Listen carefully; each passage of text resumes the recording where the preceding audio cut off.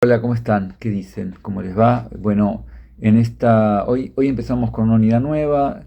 En esta unidad vamos a trabajar en principio con un libro de un autor australiano, un pedagogo australiano, Stephen Kemmis, un pedagogo catedrático bastante importante, contemporáneo, que ha trabajado mucho en esto que a nosotros nos parece realmente importante, que es las relaciones entre la teoría y la práctica, en el tema de las teorías del currículum, en la temática de la posible investigación, relación entre la investigación y la acción. Y en este libro, que está formado, organizado en 6 capítulos, nosotros en la cursada vamos a trabajar con el prefacio, en principio, de manera introductoria, y con los 3 primeros capítulos. Vamos a dejar los otros 3, aunque como siempre les digo, les van a quedar en el Google Drive. Por lo tanto, cuando ustedes puedan, quieran y estén dispuestos, lo pueden leer en su totalidad. Por supuesto que yo los invito a hacerlo. Por otro lado, he elaborado un texto de la cátedra en donde traté de extraer y sintetizar algunas temáticas que a mí particularmente me interesa que ustedes se llevaran para pensar, ¿no es cierto? Kemis ha trabajado mucho con un autor también pedagogo con el cual nosotros solemos trabajar, que es Wilfred Carr, que también ha sido un especialista en esto de ver. Ha trabajado mucho con Kemis es un especialista en esta relación entre teoría y práctica y en la investigación-acción, y nos proponen cosas particularmente interesantes, por lo menos para lo que nosotros creemos que tenemos que hablar en el campo pedagógico. Eh, en principio, antes de empezar con el libro en sí, me gustaría hablar un poquito del currículum, ¿no? De la palabra currículum, del significado de currículum. En su origen etimológico, el currículum era la pista que se usaba en las carreras de carros que se hacían en la Roma imperial. Eran competencias agonísticas bien importantes en ese mundo. Da esta idea de curso, de carrera, de andar por un camino, hacer un trayecto en búsqueda de una meta, ¿no? Ese es como el origen etimológico que podemos rastrear y nos puede dar ciertas pistas para entender de qué se trata cuando hablamos del currículum. Claro que también es cierto que las palabras van adquiriendo significados diversos de acuerdo al posicionamiento y la ideología de quienes estamos hablando de una u otra cosa, ¿no? En el prefacio, ya empezamos en el prefacio. En esta videoclase primero vamos a trabajar con el prefacio y el capítulo 1, y en otra videoclase ustedes van a tener disponibles los capítulos 2 y 3. En el prefacio, Kemis nos dice que el currículum es considerado muchas veces como aquello que permite la organización de lo que debe ser enseñado y lo que debe ser aprendido, ¿no? O sea, el qué sería y el cómo por otro lado, ¿no? Desde esta perspectiva del currículum, aparece como si fuera algo externo a la escuela y externo a los docentes, quienes serían de alguna manera, desde esta lógica, aplicadores de ese currículum que nos viene desde afuera. Los instrumentos utilizados para llevar adelante sería lo que hace el docente, pero son otros actores los que van a participar y realizar el currículum. Esto sin duda genera para Kemis un sistema conformado por dos instancias claramente separadas, ¿no? En el que cada uno le corresponde una función. Para hablar en términos metafóricos, digamos, uno es el cerebro, el que piensa, el que reflexiona, el que hace la teoría, y otro sería el brazo ejecutor, ¿no? Los que ejecutan, los que llevan adelante aquello que en otros lugares se plantea teóricamente.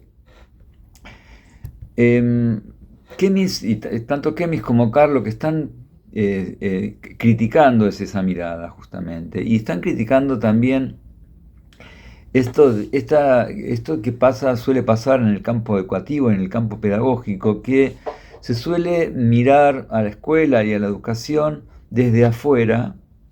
Se lo mira desde la filosofía, se lo mira desde la sociología, se lo mira desde la psicología, se lo mira desde, ahora mucho desde las neurociencias.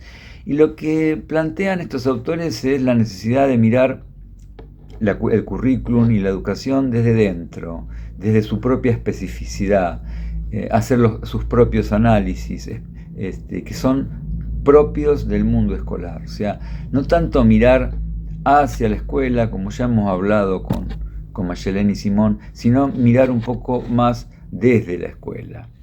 Si nosotros nos quedamos únicamente en el análisis de qué debe aparecer en el currículum y no abordamos el problema de la naturaleza, dice Coimin, la naturaleza de la educación, dejamos de lado un aspecto relevante de la práctica educativa. Considerar la naturaleza del currículum, en cambio, implica hacer una teoría de la teoría, o sea, lo que ellos llaman una metateoría. Esto es lo que plantean mucho Kemis y Carr, en el sentido de que hasta la aparición de los sistemas educativos de masa había una preocupación por analizar la educación y el currículum pensando en su naturaleza.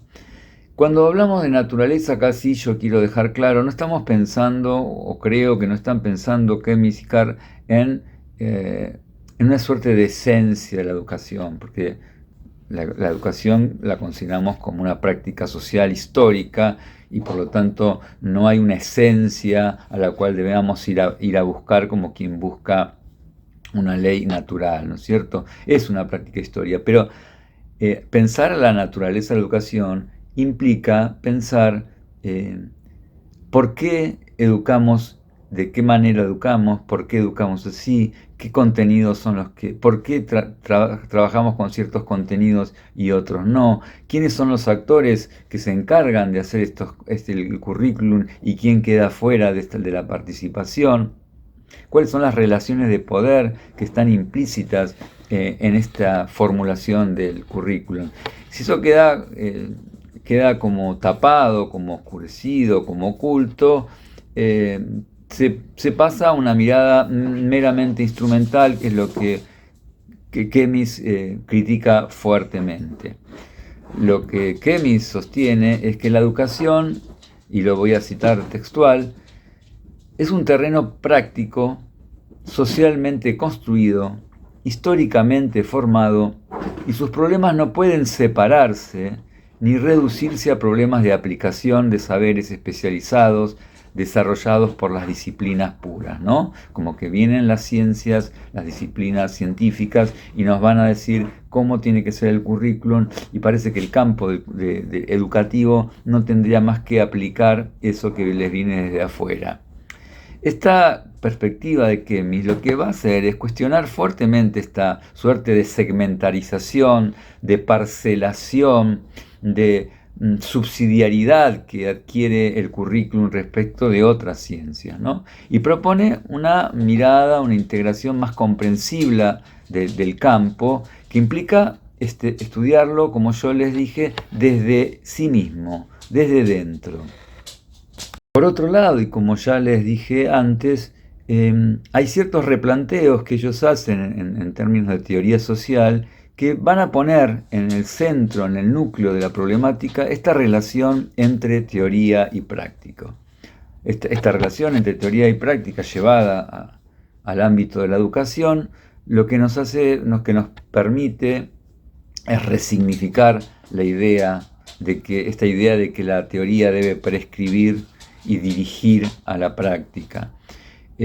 Para pensar, por el contrario, en unas relaciones mucho más complejas, mucho más dialógicas, mucho más dialécticas y de coimplicación y de mutua implicación.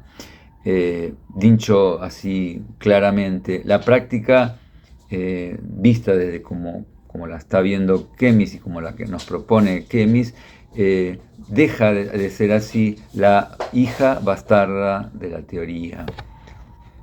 Es decir, que en este prefacio es donde abre, digamos, ciertas líneas que luego va a desarrollar a lo largo de los distintos capítulos, ¿no? Pero ya deja trazadas estas preocupaciones que tienen que ver con qué tipo de relación se establece entre la teoría y la práctica, qué posicionamiento se obtiene a partir de el estudio hacia la escuela o dentro de la escuela, cuáles son las relaciones de poder de los distintos actores que participan o no participan, que tienen el permiso de o no de participar en la elaboración y en la ejecución del currículum. ¿Cuál es la preocupación que se tiene sobre la naturaleza de la educación, más allá de qué contenidos y cómo se deben brindar en una institución, ¿no? Me parece que deja planteado este tipo de temas que va a desarrollar a lo largo de los capítulos, como les decía. En el capítulo 1, que es el que vamos a trabajar con más profundidad hoy, tiene por título La naturaleza del currículum, teoría y metateoría. Y acá nos trae un autor, Joseph Schwab, norteamericano, un pedagogo norteamericano que viene del campo de las ciencias naturales y del mundo de la pedagogía, de las ciencias de la educación, que hace una serie de críticas, sobre todo en el año 1969 va a hacer una serie de críticas de lo que él dice que es una huida, un escape del campo del currículum hacia la teoría, como que se direcciona el currículum como parte de lo que es la teoría, desestimando o quitándole importancia o dándole un papel muy secundario al carácter práctico del currículum. Y propone entonces volver, dice, a lo que él denomina las artes de la práctica. Acá es donde a mí me parece algo muy, muy interesante. Aparece, Schwab nos trae toda un análisis que ya había hecho Aristóteles hace miles de años, en donde Aristóteles había establecido una serie de dimensiones de la vida humana, de la bios, como decían los griegos, y él las había dividido en tres distintas dimensiones. Una era lo que él llamaba la vida teórica o la vida teoretikos, que era la vida meramente pensante, contemplativa, donde se trata de razonar y conocer la verdad, las grandes verdades del ser, el universo, y que es un conocimiento propio de los filósofos, ¿no? Claramente. Pero además de esa dimensión estaba la vida práctica y lo que él llamaba la bios aplausticos, que era la vida instintiva, la vida animal, la vida de las pulsiones, lo que diría Freud del ello, del inconsciente, ¿no? La energía vital. Pero la que nos interesa a nosotros es la que está en medio de esa vida teórica y la vida instintiva, que es la vida práctica, que es la vida, digamos, podríamos decir, siguiendo a los griegos, que ya para eso hemos visto a Magellan y Simón, es la vida en la polis, la vida política, la vida con otros. Y ahí dentro de esa vida práctica, el bios práctica, practicos, le dice Aristóteles, en esa vida práctica, divide a su vez en dos subcategorías. Una es la poiesis y otra es la praxis. La poiesis es ese saber, es un saber hacer, un saber práctico, un saber hacer, que tiene que ver con una relación entre los medios y los fines, para los cuales hay un saber establecido, prescripto por la experiencia y por las ciencias, y lo que hay que hacer, digamos, directamente para llegar de utilizar esos medios a través de un método estandarizado, debidamente estipulado, para llegar a ese producto final que es un fin, ¿no?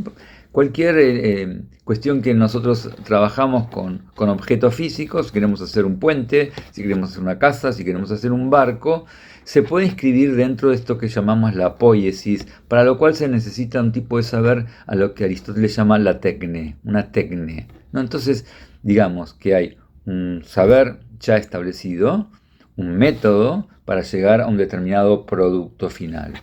Y claramente lo que se valora en este tipo de saber es la eficiencia, la eficacia para el logro de ese fin, ¿no? La eficiencia en términos de cuanto más económicamente y en menor tiempo yo puedo lograr llegar a ese fin, bueno, más eficiente es este saber. Y es un saber claramente técnico, es un saber claramente instrumental, ¿sí? Y metódico. Y lo que nosotros decimos, y siguiendo este pensamiento de Schwab, es que muchas veces la educación es pensada como poiesis. La educación es pensada en esta misma lógica de medios y fines, pero nosotros lo que sostenemos fuertemente, siguiendo esta argumentación de Schwab, es que la educación, antes que nada, es una praxis. ¿Por qué es una praxis? ¿Qué diferencia hay entre la praxis y la poiesis? Primero, la praxis trabaja con seres humanos, es la vida en sociedad, es una acción con otros, no es una acción relacionada con medios físicos, sino con el medio social. Por eso es una acción política y fuertemente ética.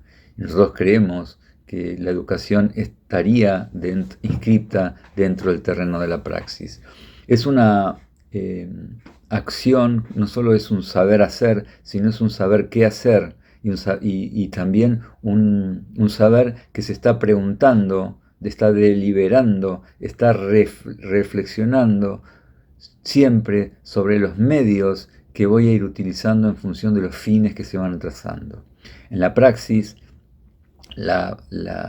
el saber, los medios y los fines no están previamente determinados, sino que se van construyendo en el camino. Por eso yo digo que la praxis es muy importante, más allá del medio, el fin, trazado tan taxativamente, es el proceso, el camino que se va dando en función del fin que vamos trazando. Ni los medios ni los fines están trazados previamente de manera cerrada, como en la poiesis, sino que es un saber que unos medios y unos fines que se van construyendo y se van viendo, monitoreando constantemente qué va sucediendo a medida que vamos haciendo el camino. Yo siempre digo que esto es darle una valorización muy importante a la reflexión del quien está actuando prácticamente, porque en la poiesis el saber ya está establecido teóricamente, ¿no? El método ya está establecido claramente de manera prescriptiva, y lo que hay que hacer es ejecutar eso que está previamente establecido por la teoría, por una serie de saberes especializados.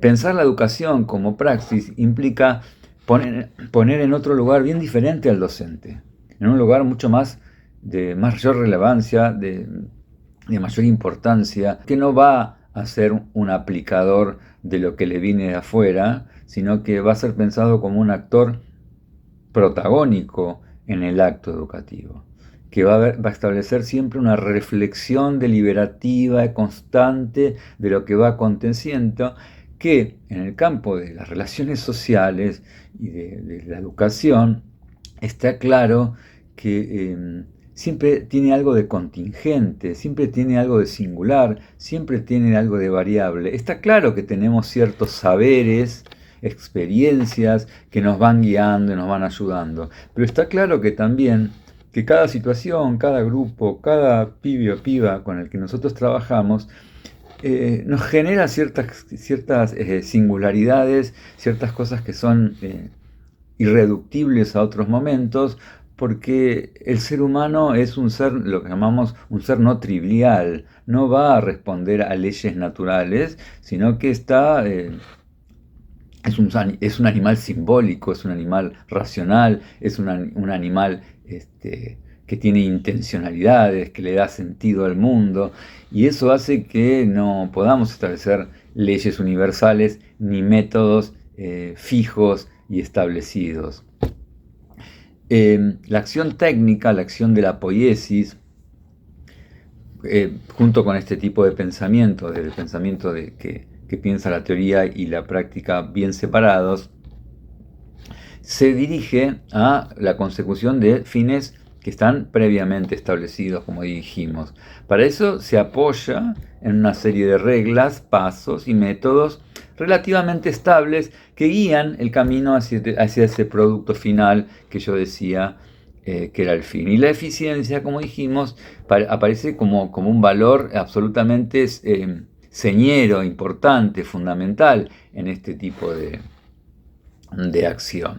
En cambio, en la praxis, en la acción práctica, supone otro tipo de intervención, el que no solo los medios, sino también los fines, como dijimos, pueden ser objetos de liberación y de reflexión, y no solamente de liberación y reflexión individual, sino también reflexión y deliberación colectiva. Podemos trazar discusiones, debates, acciones comunicativas que intenten buscar caminos, innovaciones, cuestiones creativas, artísticas, que nos permiten ir estableciendo nuevas maneras de actuar que sean más pertinentes a las situaciones que se van produciendo, que nunca son del todo iguales, ¿no? Y por otro lado, en este tipo de acción, en la praxis, entran en juego valores éticos y políticos, claramente, que quizás no son tan importantes, y esto lo digo entre paréntesis, ¿no? En las actividades poéticas, en las actividades instrumentales, ¿no? Si yo tengo que clavar un clavo con un martillo, la eficiencia es lo más importante, ¿no? No tenemos que entrar en consideraciones éticas o políticas, ¿no? Se trata de hacerlo lo mejor posible, de acuerdo a una metodología que claramente está establecido.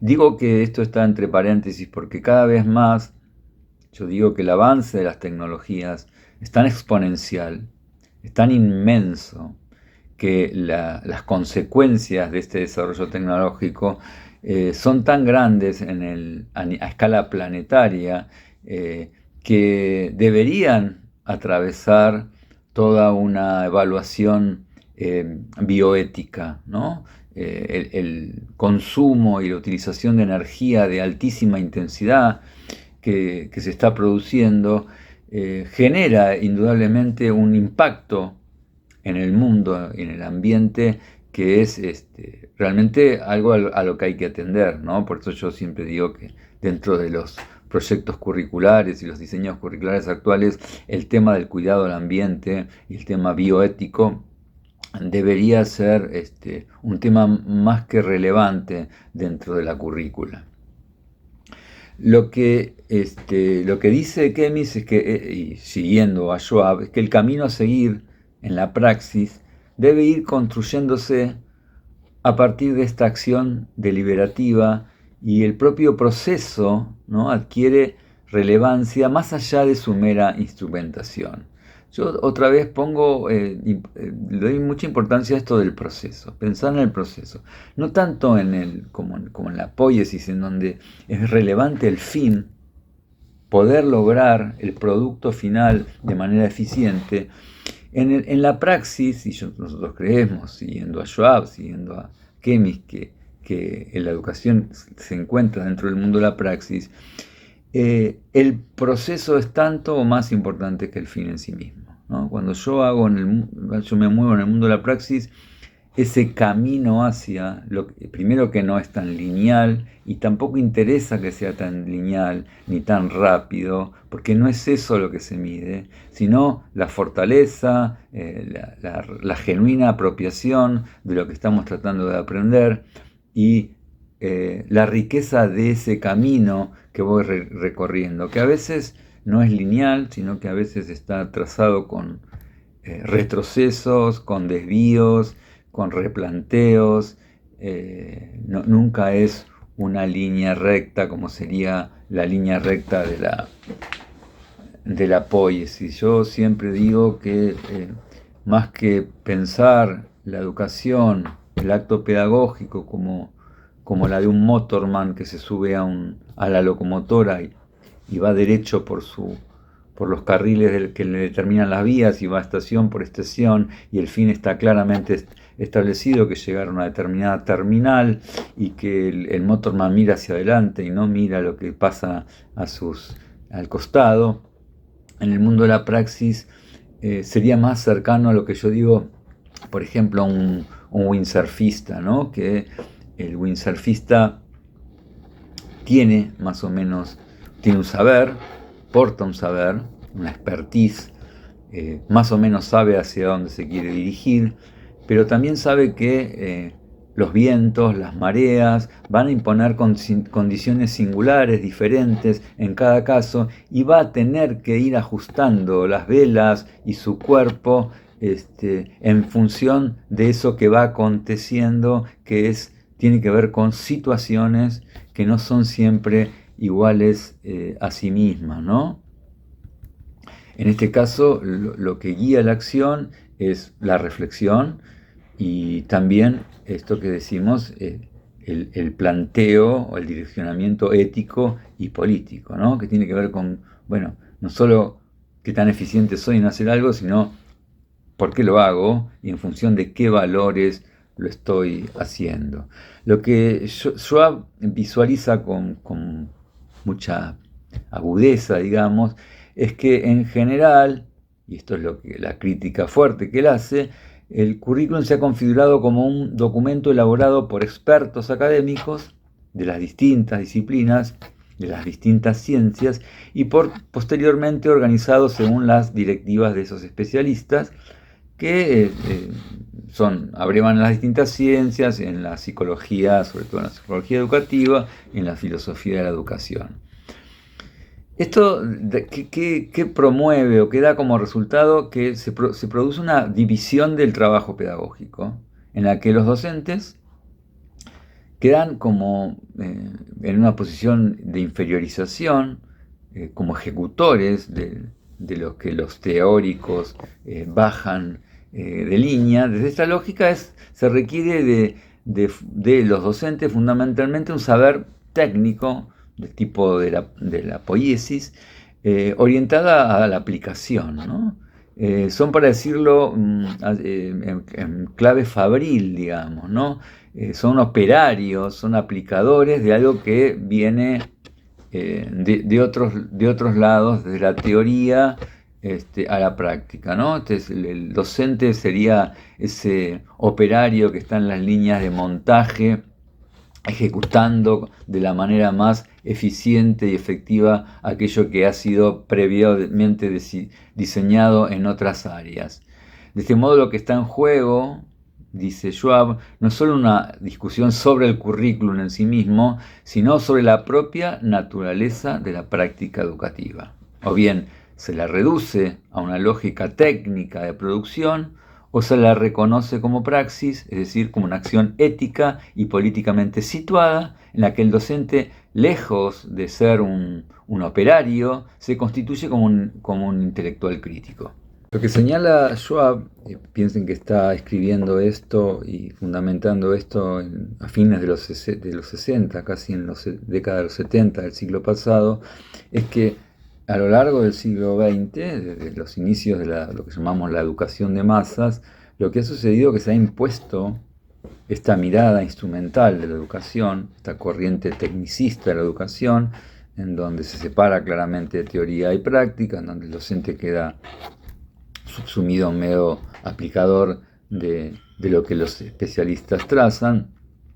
Y esto lo que dice que se fue imponiendo fundamentalmente influido por el avance y el desarrollo de lo que llamamos el positivismo, la hegemonía de las ciencias empírico-analíticas, que pasaron sin duda a ser hegemónicas y así como se conformaron hegemónicamente en el campo de las ciencias en general, también lo fueron invadiendo el campo educativo y fueron desplazando otras perspectivas que de alguna manera siguieron apareciendo, otras discusiones y debates que tenían otra mirada, pero está claro que esta mirada instrumental, fruto de este avance de las ciencias, lo que llamamos las ciencias empírico-analíticas y del positivismo, fueron hegemónicas y fueron invadiendo todo el campo educativo y se consideraron como las que debían ser utilizadas.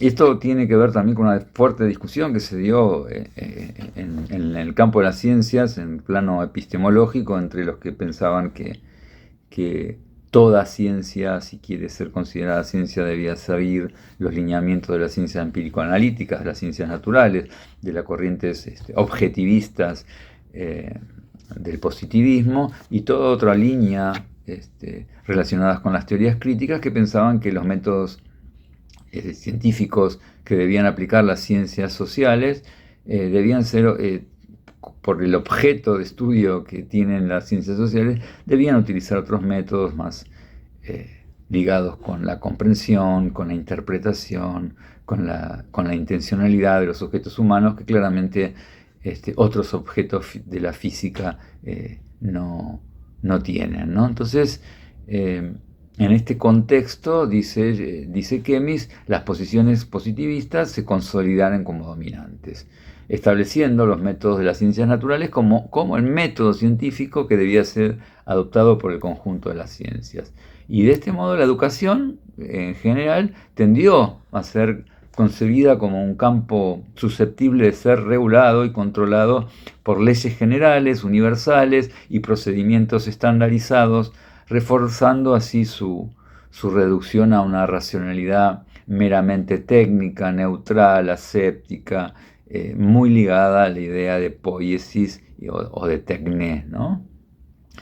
Desde una mirada contemporánea podemos agregar, como dijimos antes, que los avances tecnológicos, por su magnitud, producen consecuencias también de alcance planetario. En ese sentido, las propias ciencias empírico-analíticas difícilmente puedan restringirse a un pensamiento meramente técnico. En tanto, sus desarrollos, sus aplicaciones, conllevan implicancias de todo tipo, que son absolutamente, muchas veces, de difícil evaluación de las consecuencias que pueden traer. Entonces, por eso decimos que esto debería ser el campo de la reflexión, la deliberación ético y política. En el campo de las tecnologías también debería tener un papel cada vez más relevante. Quiero decir, la praxis debería también ser parte integrante de este tipo de ciencias. Hay un autor, un científico que en el año 2000, que ganó en el año 2000 el Nobel, estableció una teoría en la que decía que había cambiado la era geológica, estábamos viviendo en una nueva era geológica a la que él llamó antropoceno, que lo que quiso significar es que el impacto del ser humano en el planeta es tan grande con el avance tecnológico que estamos en otra era geológica, en donde el hombre cumple un rol absolutamente determinante en todas las dimensiones del planeta, de la biosfera y demás. Algunos empezaron a decir que no debería llamarse antropoceno, sino tecnoceno, en el sentido de que no es tanto el ser humano, sino las tecnologías, las nuevas tecnologías de producción de alta energía, de alta intensidad y todo el proceso que se está produciendo ahora con las inteligencias artificiales que tienen una demanda energética y de agua impresionante y que no puede dejarse librado solamente a una lógica instrumental, sino que tiene que haber una constante vigilancia ética y política en función de esas áreas. Pero bueno, es un tema aparte que no está en el libro, pero me parece que deberíamos los docentes y las docentes ir teniendo en cuenta. Luego hay un subtítulo en este capítulo 1 al que llama metateoría, que como dijimos, ¿qué sería la metateoría? Bueno, es ver un poquito más la teoría desde afuera, ¿no? Poder apartarme, tomar un poco de distancia y ver la teoría desde afuera, entonces hacer teoría de la teoría. Entonces, lo que señala Kemis es que lo que podemos ver que aquí, con esto de la poiesis o la praxis, o de la acción instrumental y la acción deliberativa, se plantean dos maneras bien diferentes entre esta relación entre teoría y práctica. En Estados Unidos, la corriente técnica, en la que la teoría domina, traza el mapa y la práctica se limita a aplicar, resulta preponderante, ¿no? Del otro lado del arco de la discusión, y donde se coloca Kemi sin duda, aparece una mirada relacional entre teoría y práctica mucho más fluida, mucho más dialógica, no vertical, sino de coimplicación y de alguna manera dialéctica, en la que se pone en valor el trabajo curricular situado en la clase, en los maestros y en la escuela, y como consecuencia se jerarquiza claramente la tarea docente. Visto así, traigo un pequeño párrafo de otro libro de Sibylla Wirth que dice así: el currículum, desde esta perspectiva, es visualizado como modo de llevar a la práctica nuestras intenciones pedagógicas, que supone un estudio de lo que sucede en las escuelas y se concreta como un proyecto que prescribe de manera flexible principios de acción y recomendaciones sobre qué enseñar, cómo y cuándo hacerlo, ¿no? Esta mirada más flexible, más de proceso, más de mirar el currículum desde las escuelas, desde las instituciones educativas y desde los maestros, ¿no? Me parece que es bien importante. La primera corriente, esta mirada técnica, ¿no?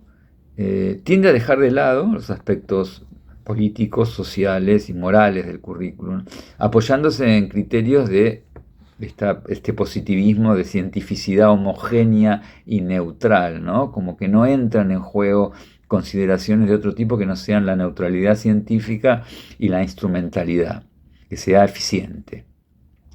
En cambio, la perspectiva de Schwab, que nos trae Kemis, coloca la discusión en otro plano, ampliando el enfoque, interroga sobre esto que está oculto, que no se ve, que está detrás de bambalinas, digo yo, que tiene que ver con la naturaleza de la práctica en la propia concepción de la teoría del currículum. Yo digo que siempre que estamos en educación, querramos o no, explícita o implícitamente, aunque a veces quiera parecer como algo neutral o científico, hay una idea de qué sociedad quiero ayudar a conformar, y esto es un posicionamiento político, un posicionamiento ideológico, no hay neutralidad alguna ahí, y por otro lado, quiénes son los actores y la importancia que se le da a los distintos actores en estas distintas maneras de mirar, ¿no? Por eso puede considerarse una metateoría, porque estamos mirando un poquito más allá de estas lógicas supuestamente neutrales, supuestamente ligadas con la eficiencia, que pareciera que eso no lo tienen en cuenta, aunque implícitamente están fomentando un tipo de currículum que genera, como dijimos antes, una división del trabajo pedagógico que pone a unos en un plano y a otros en otro. Luego otro subcapítulo de este capítulo 1 tiene por nombre Definiciones e Historias del Currículum, donde Kemis va a señalar de manera crítica que en general cuando se habla de currículum se intenta definirlo de alguna manera, de cosificarlo, de sustancializarlo, y de esa manera de universalizarlo, y de esta manera hacerlo como algo del orden de lo universal y de lo indiscutible, ¿no? Acá aparece este sesgo cientificista, positivista, del cual hablábamos antes. Y en ese sentido, la definición puede restringirse como la serie de experiencias que deben diseñarse para los estudiantes, hasta algunos que pretenden una ampliación de lo escolar. Frente a esto aparece, siguiendo la corriente de Schwab y de otros teóricos y otros pensadores, un autor inglés, británico, dentro de la tradición liberal, filosófica de la educación británica, que es Lawrence Stenhouse. Y aparece con una mirada también, como una propuesta, el currículum como una propuesta política, como una propuesta pública, como una propuesta democrática, en donde dotada de flexibilidad, de reflexión y acción, en donde los docentes y las docentes tienen un papel relevante y protagónico, y donde se revaloriza, como lo hacía Schwab, el arte de la práctica, de ese saber qué hacer, de esa acción reflexiva permanente. Y para ello él va a traer un concepto que ya viene de otros filósofos de la educación ingleses anteriores, que es el concepto de principios de procedimientos. Principios de procedimientos que son guías para la acción, pero son abiertas, son flexibles, no están pensadas en términos de métodos y métodos estandarizados o métodos universales, sino guías abiertas, flexibles, que siempre están en vías de ser reflexionadas, repensadas, replanteadas, ¿no? Entonces, esto da cuenta de una mirada más, una concepción mucho más abierta, más, como les dije, más reflexiva, más deliberativa. Y en esta línea, en este marco, el currículum se piensa como una suerte de puente entre esos principios y las prácticas concretas, así como también en relación con las actividades que son necesarias para articular esa teoría con la práctica. En ese sentido, señala que el currículum es un intento, esta es una definición de Stenhouse, el currículum es un intento de comunicar los principios esenciales de una propuesta educativa de tal forma que quede abierta al escrutinio colectivo y pueda ser traducida efectivamente a la práctica, ¿no? Hay una mirada netamente ligada a la mirada liberal, democrática, clásica, en donde el docente cobra un papel mucho más importante, y donde la comunicación y la interrelación entre teoría y práctica es muy diferente a la que plantean las miradas instrumentalistas o técnicas. Si bien podemos decir, Kemis nos dice que subyace cierta hiato, cierta distancia entre la teoría y la práctica, que quizás habría que revisar, el planteo se caracteriza por una suerte de un enfoque decididamente más abierto, más democrático, más dinámico, lo que sitúa claramente dentro de lo que es la tradición práctica del conocimiento antes mencionada.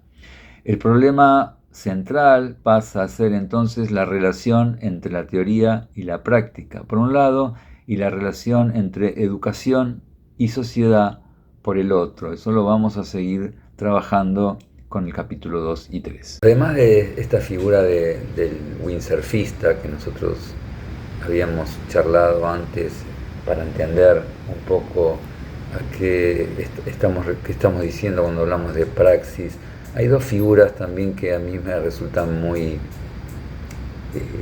ilustrativas de este oficio del docente, pensado en términos de praxis. Una es la que nos trae un psicólogo muy famoso argentino, Fernando Ulloa, y que es recuperado en algún texto de Sandra Nicastro, que dice así, habla de la figura del vaquiano, ¿no?